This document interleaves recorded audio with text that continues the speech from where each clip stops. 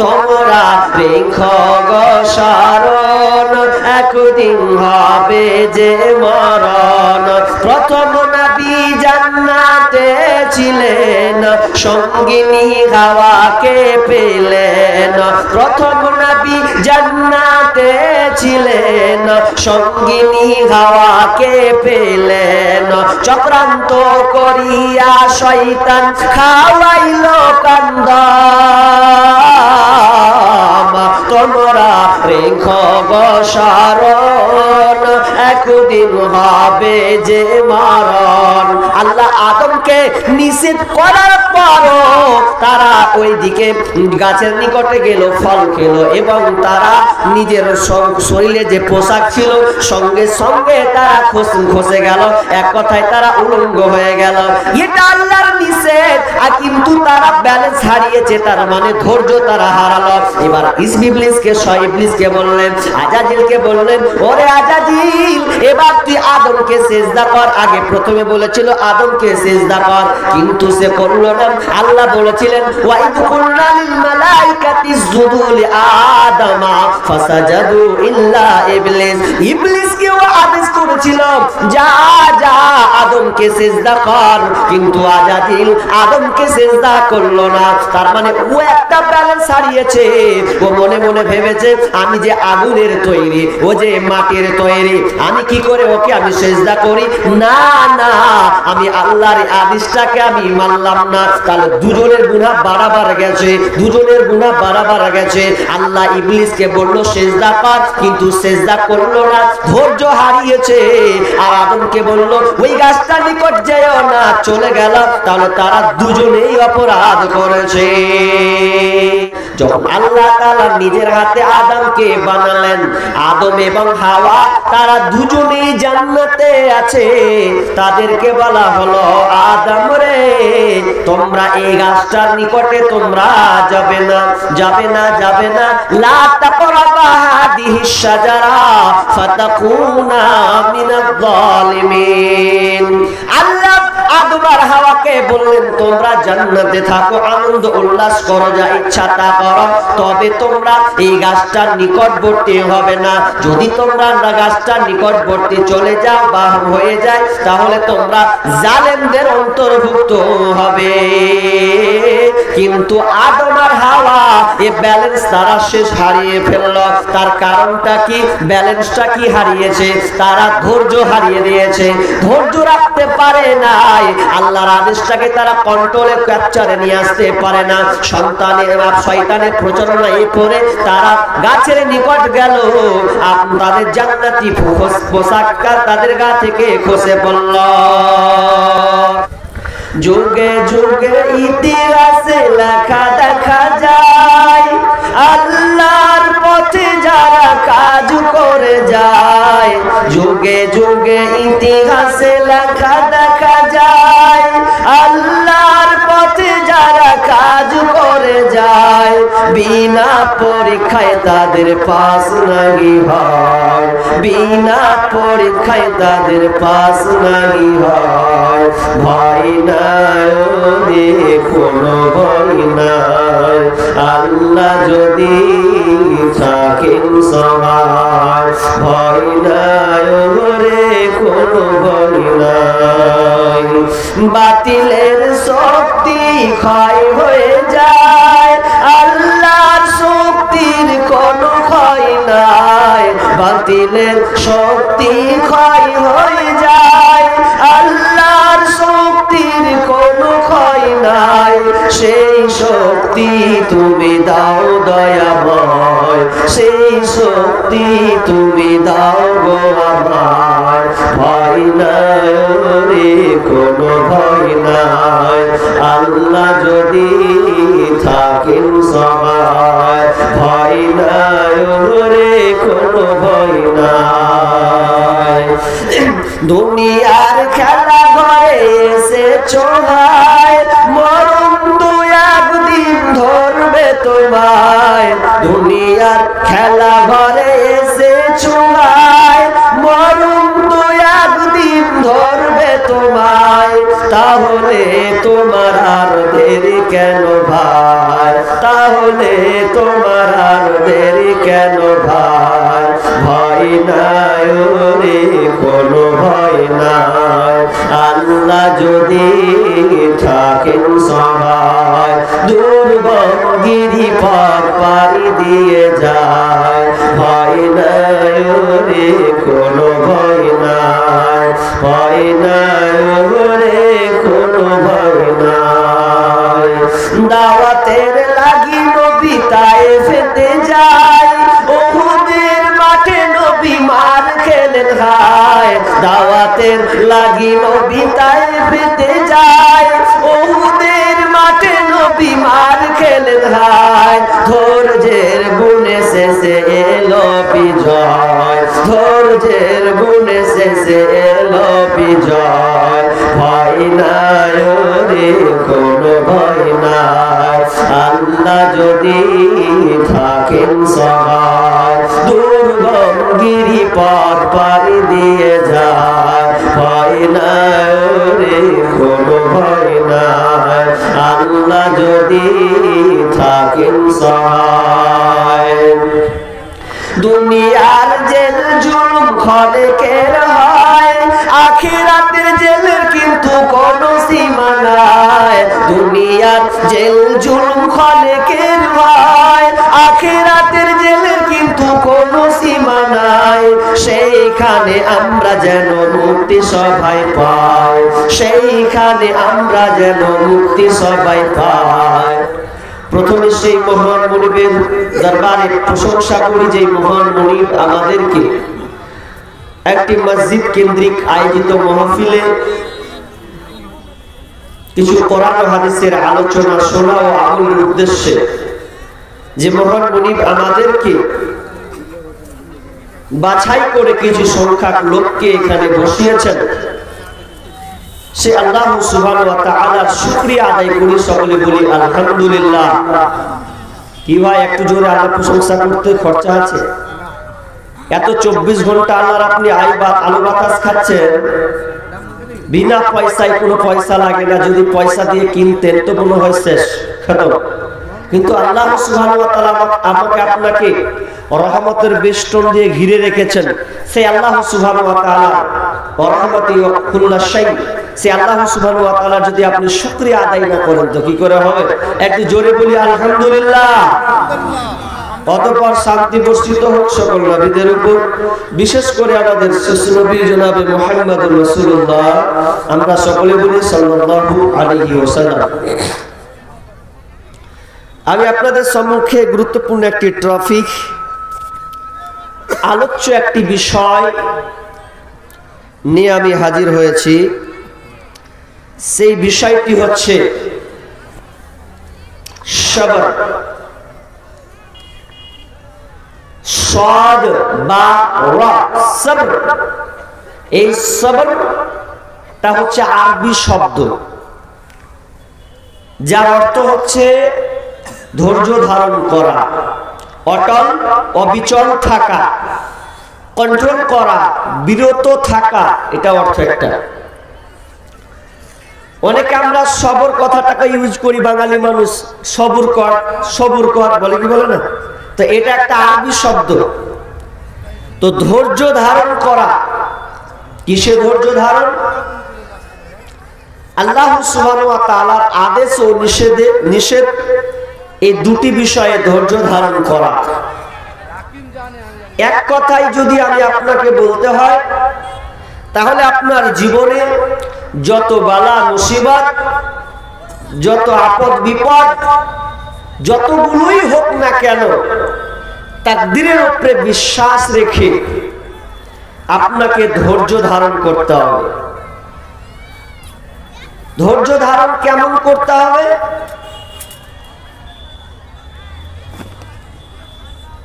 আপনার সামনে একটা অন্যায় হচ্ছে, বা আপনি একটা অন্যায় করবেন, তো অন্যায় করতে গিয়ে আপনি একটা মনে মনে ভাবছেন, না আমি অন্যায় করব না, এটা আমাকে ধৈর্য ধরতে হবে। এটা খারাপের দিক।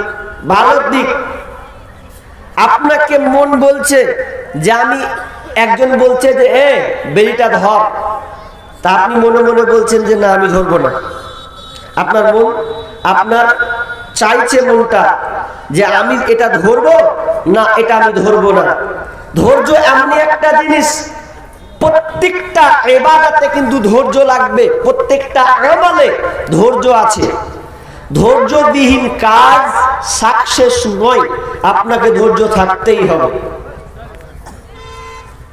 একজন আরবি কবি বলছেন, হাবসুন নাফসি আম্মা তাস্তাহি, মন যা চাই এ মনকে লাগাম দেওয়া, সেখান থেকে ফিরিয়ে নিয়ে আসা, এর নাম হচ্ছে ধৈর্য। সবার মন চাইছে এটা আমি করব, কিন্তু না, এটা করলে অন্যায়, এটা আল্লাহ তাআলা নিষেধ করেছেন, এটা ভালো জিনিস নয়। তাহলে এই মনকে আপনি বুঝাচ্ছেন এটা বিরত থাকা, এরই নাম হচ্ছে কি? ধৈর্য। সবার প্রত্যেকটা ইবাদতে সবর লাগবে, সবর ছাড়া আপনি থাকতে পারবেন না।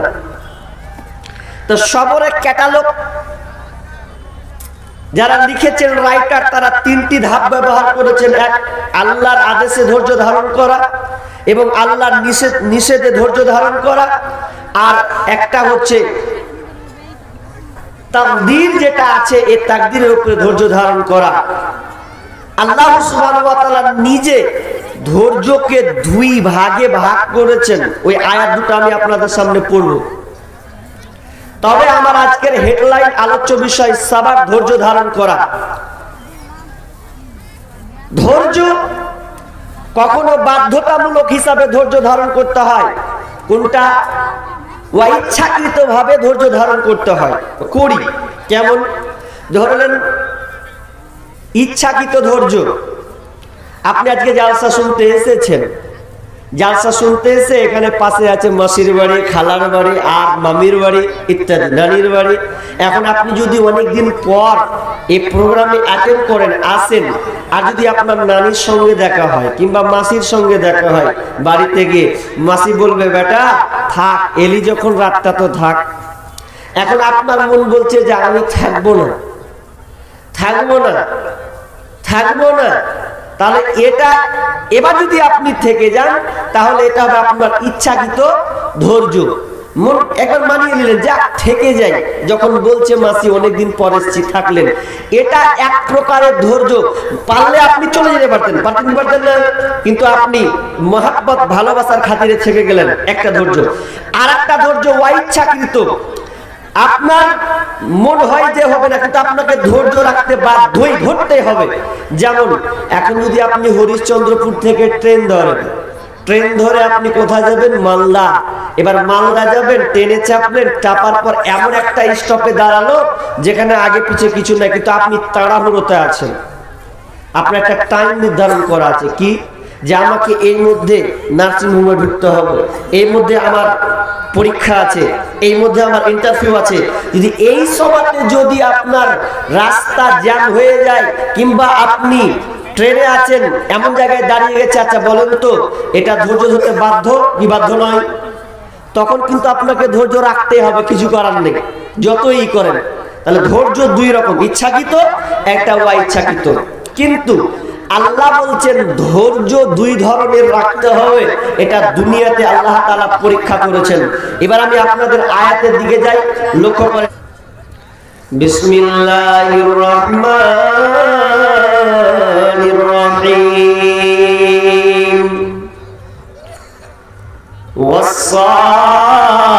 ওয়াস-সাবিরিনা ফিল বাসাই ওয়াদ-দাররাই ওয়া হিনাল বাস উলাইকাল্লাযীনা সাদাকু ওয়া উলাইকা হুমুল মুত্তাকুন। এটা একটা সবর। দ্বিতীয় আল্লাহর আয়াতে বিসমিল্লাহির রহমানির রহিম। উলাইকাল্লাযীনা ইসতারাউ দালালাতা বিল হুদা ওয়াল আযাবা বিল মাগফিরাতি ফামা আসবারহুম আলান নার। দুই জায়গাতে আল্লাহ ধৈর্যের কথা বলেছেন। তার আগে ধৈর্যের কথা বলতে গিয়ে শুরু আনছে আপনাকে দু একটা কথা বলি কোরআন থেকে। আল্লাহ সুবহানাহু ওয়া তাআলা যখন আদম আলাইহিস সালামকে নিজের হাতে বানালেন, তৈরি করলেন, যখন আল্লাহ তাআলা নিজের হাতে আদমকে বানালেন, আদম এবং হাওয়া তারা দুজনেই জান্নাতে আছে। তাদেরকে বলা হলো, আদম রে, তোমরা এই গাছটার নিকটে তোমরা যাবে না, যাবে না, যাবে না, লা তাকরাবা হাদিহিশ শাজারা ফাতাকুনা মিনাজ জালিমিন। আল্লাহ আদম আর হাওয়াকে বললেন, তোমরা জান্নাতে থাকো, আনন্দ উল্লাস করো, যা ইচ্ছা তা করো, তবে তোমরা এই গাছটার নিকটবর্তী হবে না। যদি তোমরা গাছটার নিকটবর্তী চলে যাও বা হয়ে যায়, তাহলে তোমরা জালেমদের অন্তর্ভুক্ত হবে। কিন্তু আদম আর হাওয়া এই ব্যালেন্স তারা শেষ হারিয়ে ফেলল। তার কারণটা কি? ব্যালেন্সটা কি হারিয়েছে? তারা ধৈর্য হারিয়ে দিয়েছে, ধৈর্য রাখতে পারে নাই, আল্লাহর আদেশটাকে তারা কন্ট্রোলে ক্যাপচারে নিয়ে আসতে পারে না। সন্তানের বা শয়তানের প্রচারণায় পড়ে তারা গাছের নিকট গেল, তাদের জান্নাতি পোশাকটা তাদের গা থেকে খসে পড়ল। তোমরা রেখো গো স্মরণ, একদিন হবে যে মরণ। প্রথম নবী জান্নাতে ছিলেন, সঙ্গিনী হাওয়াকে পেলেন। প্রথম নবী জান্নাতে ছিলেন, সঙ্গিনী হাওয়াকে পেলেন। চক্রান্ত করিয়া শয়তান খাওয়াইল কান্দম।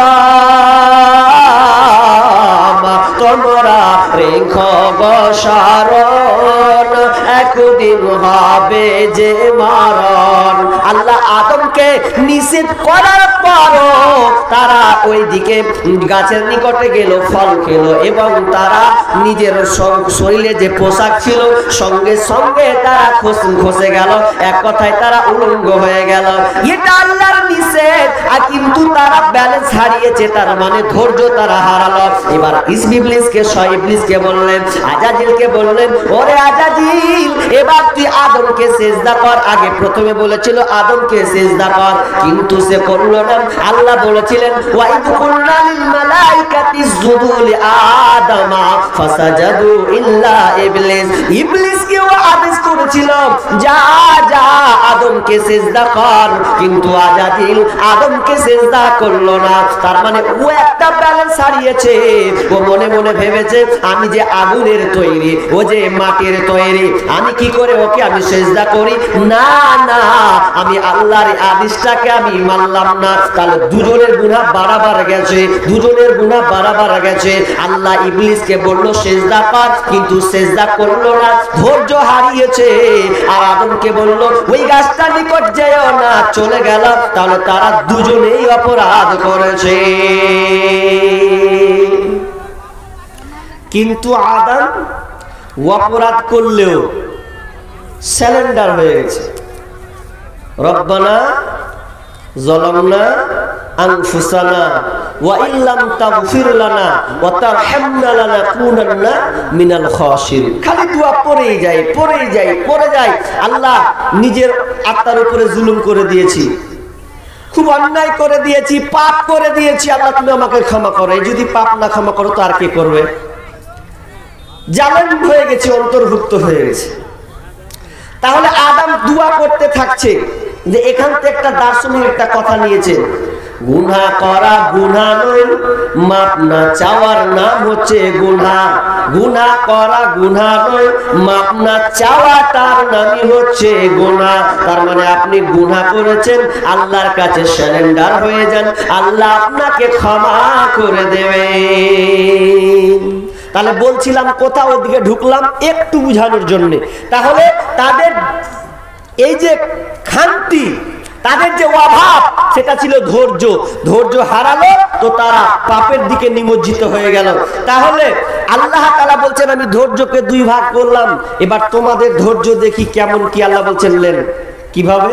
একটা একটা করে বলছি, আপনি ধৈর্য ধরুন। আল্লাহ প্রথম বলছেন ওয়াস-সাবিরিনা ফিল বাসাই ওয়াদ-দাররাই ওয়া হিনাল বাস উলাইকাল্লাযীনা সাদাকু ওয়া উলাইকা হুমুল মুত্তাকুন। যারা সবর করে, ওয়াস-সাবিরিনা যারা ধৈর্য ধারণ করে, সবর করে, এক কথায় ঈমান ও ইসলামের বিনিময়ে যারা ধৈর্য ধারণ করে, বিপদ এবং আপদে এবং যুদ্ধের সময় যে কোনো মুসিবতে যারা ধৈর্য ধারণ করে, উলাইকাল্লাযীনা সাদাকু, ওই লোকটাই, ওরাই হচ্ছে সত্যবাদী, ওয়া উলাইকা হুমুল মুত্তাকুন, আর ওরাই হচ্ছে মুত্তাকিন। কেমন সবর করা? বিপদ আপদ মুসিবত যে কোনো ক্ষেত্রে যারা ধৈর্য ধারণ করবে। আচ্ছা, এবার কথা বলি আপনাদের। নামাজ, এই যে ঠান্ডার দিন, এখন নামাজ যে আমরা পড়ি, এতে কষ্ট আছে না নাই? জি, কষ্ট নাই? কষ্ট আছে। ফজরের নামাজে উঠবেন, কি কনকনে ঠান্ডা পানি, পূর্ণ লেপ ছেড়ে দিয়ে একদম এখান থেকে নিয়ে পা পর্যন্ত মুখ সব মনে হচ্ছে কেমন কনকন, আর পারি না। তো এরপর আপনি আল্লাহর ভয়ে, জান্নাতের জাহান্নামের ভয়ে, জান্নাতের আশায় আপনি উযু করছেন, তার কত কষ্ট। আল্লাহ বলছেন যারা বিপদ আপদে মুসিবতে যখনই ওরা ধৈর্য ধারণ করে, আর ওরা হচ্ছে সত্যবাদী, আর ওরাই হলো মুত্তাকি। যারা রমজান মাসে সিয়াম পালন করে, যারা আপনার কিনা কষ্টের পরিশ্রম দিয়ে তার ইনকাম থেকে আল্লাহ রাস্তায় খরচ করে, এক কথায় তারা যতই বিপদ আসুক না কেন, যত কষ্ট হোক না কেন, নামাজ ছাড়ে না, বেপরদায় থাকে, একমাত্র আল্লাহকে ভয় করে তার জীবনটাকে অতিবাহিত করেন। হাজার মুসিবত এলেও তারা সবর ধৈর্য ধারণ করে। এটা এক প্রকারের ধৈর্য হয়। আর একটা ধৈর্য আছে, আল্লাহ বলছেন উলাইকাল্লাযীনা ইশতারাউ যালালাতা বিল হুদা ওয়াল আযাবা বিল মাগফিরাতি ফামা আসবারাহুম আলান নার। উলাইকাল্লাযীনা ইশতারাউ যালালাতা বিল হুদা, যারা হিদায়াতের পরিবর্তে গুমরাহিটাকে বেছে নিল, পথভ্রষ্টতাকে বেছে নিল,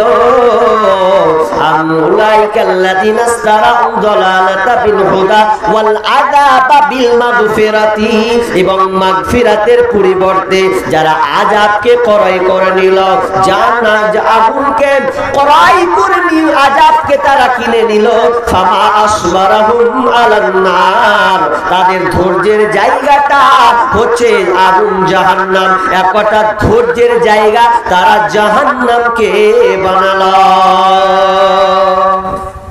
এবার একটু খুলে বলি তো বুঝে নেবেন। কি করে বুঝবেন? উদাহরণ দিই আপনাকে। আপনারা এতটি লোক বসে আছেন, বলি একবার ধরলেন, আমি আপনাদেরকে খালি বলছি, আচ্ছা বলেন তো তাস কে কে খেলবেন? তার মধ্যে হাত উঠিয়ে দিলে হয়তো হ্যাঁ আমি তাস খেলবো। কেন রে, তাস না খেললে হবে না? ওটা না হলে তো মজাই পাই না, থাবড়ি মারবার খুলবো আর খেলবো, হবে না। আচ্ছা মদটা আজ থেকে ছেড়ে দিয়ে না, হবে না।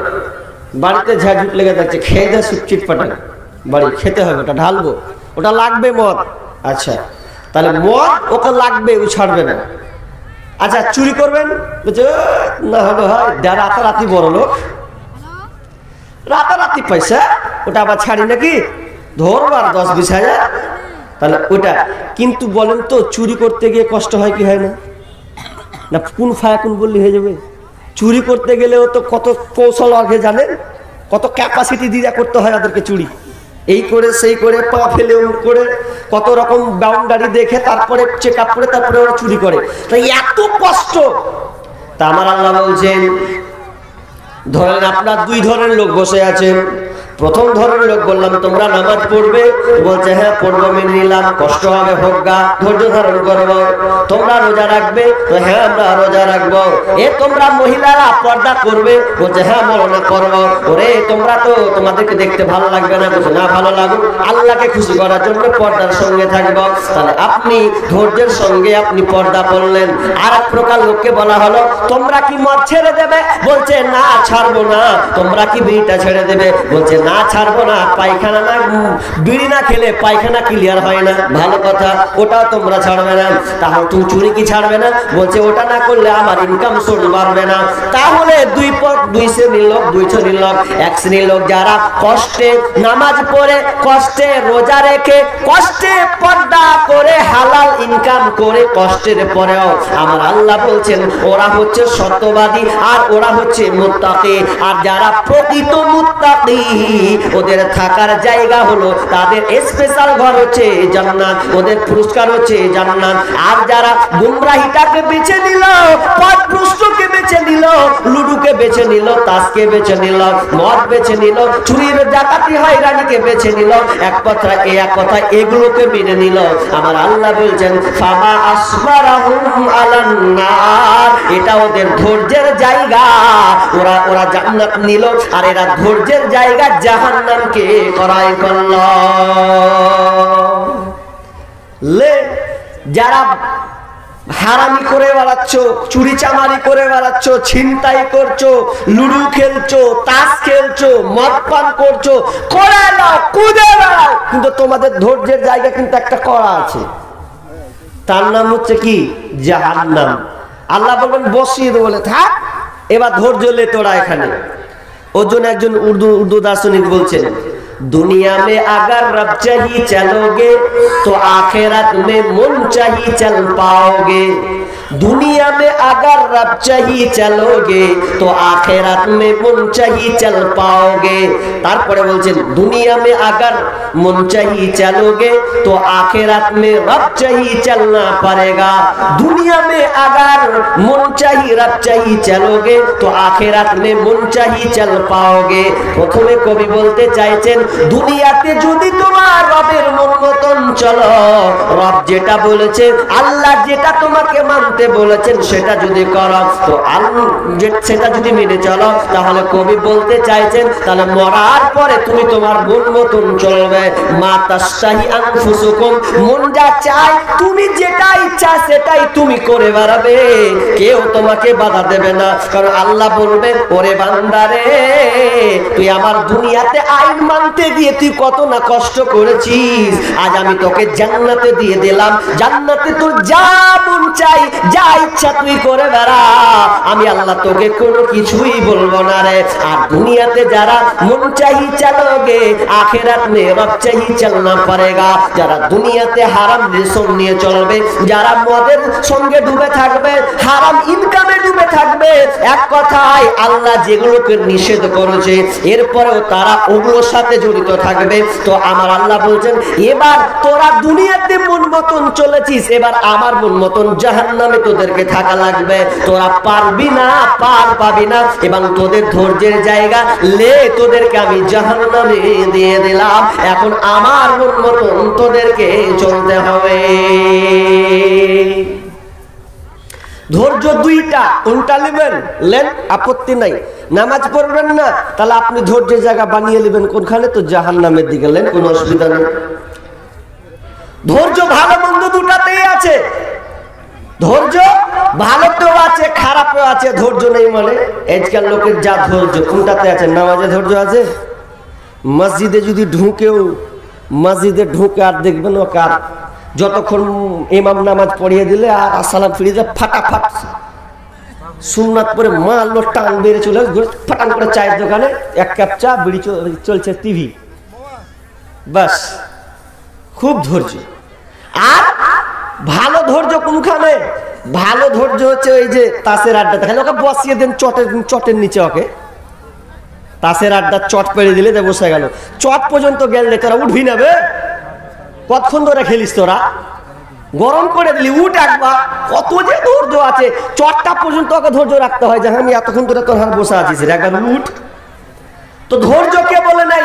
মানুষের আজকালকে আপনার কিনা হারাম সম্পর্কের সাথে ধৈর্য বেশি, কিন্তু হালালে কোনো ধৈর্য নেই, খুব হারিয়ে দিচ্ছে। এবার চলেন ধৈর্য কি কি করতে হবে। আল্লাহ বলছেন বিসমিল্লাহির রহমানির রহিম, ইয়া আইয়ুহাল্লাযীনা আমানু ইসতাঈনু বিস-সাবরি ওয়াস-সালাহ ইন্নাল্লাহা মা'আস-সাবিরিন। আল্লাহ বলছেন, হে ঈমানদারেরা, ইয়া আইয়ুহাল্লাযীনা আমানু, যারা ঈমান এনেছো, ইসতাঈনু, তোমরা চাও, ইসতাঈনু বিস-সাবরি ওয়াস-সালাহ, তোমরা সালাত এবং ধৈর্যের মাধ্যমে, নামাজ এবং ধৈর্যের মাধ্যমে তোমরা আমার কাছে চাও। ইন্নাল্লাহা মা'আস-সাবিরিন, নিশ্চয়ই আল্লাহ ধৈর্যশীলদের মধ্যে রয়েছে। ধৈর্যশীলদের আল্লাহ, যারা ধৈর্যশীল তাদের সঙ্গে আল্লাহ থাকেন। তার মানে আল্লাহ প্রথমে বললেন তোমরা চাও ধৈর্যের মাধ্যমে, চাও কিসের? নামাজের মাধ্যমে। ধৈর্য এবং নামাজকে নিয়ে তোমরা আমার কাছে চাইবে। আর যদি তোমরা এটা চেয়ে নিতে পারো ধৈর্যের সঙ্গে, মাধ্যমটা কি? তো নামাজ এবং সালাতের মাধ্যমে তোমরা আমার কাছে চাইবে। আল্লাহ বলছেন ইন্নাল্লাহা মা'আস-সাবিরিন, নিশ্চয় আল্লাহ ধৈর্যের সঙ্গে সাথে রয়েছে।